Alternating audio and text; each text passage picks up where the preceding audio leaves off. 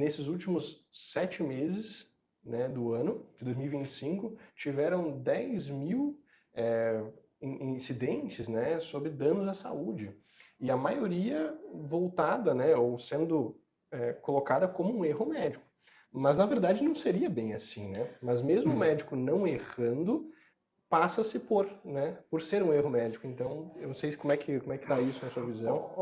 Chega a ser pitoresco, para não usar uma outra palavra, porque isso para mim é uma irresponsabilidade.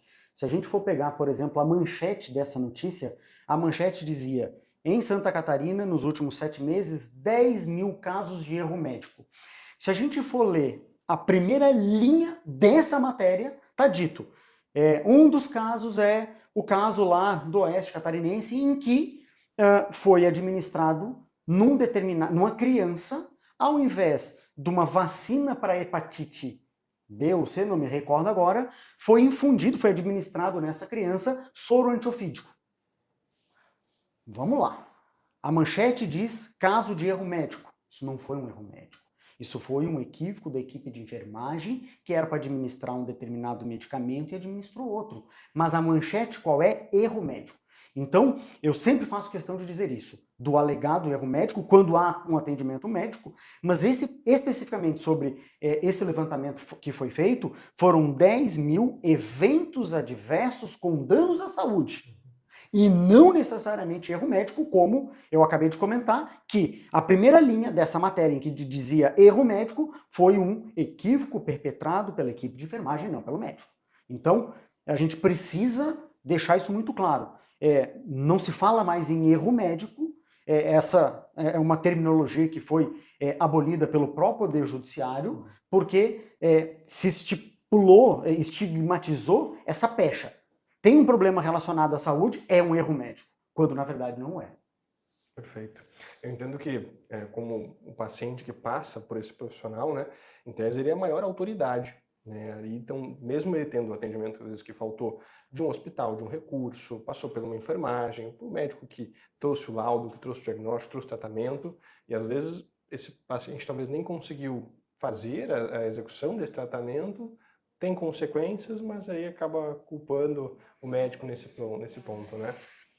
Infelizmente, até mais uma vez, né, pela expressão que foi cunhada ao longo do tempo de erro médico, muitas vezes o advogado que vai atender aquela determinada demanda, ele acaba instintivamente colocando o médico no polo passivo das ações indenizatórias, que muitas vezes é contra o Estado, e aí a gente precisa fazer um parêntese de que muitas vezes a precariedade do sistema como um todo favorece também o aumento do número de processos.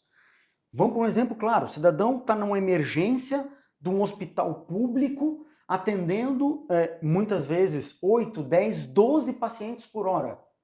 Luiz, tu concorda comigo que é quase que humanamente impossível o médico entregar um atendimento de qualidade tendo que atender 10 pacientes por hora.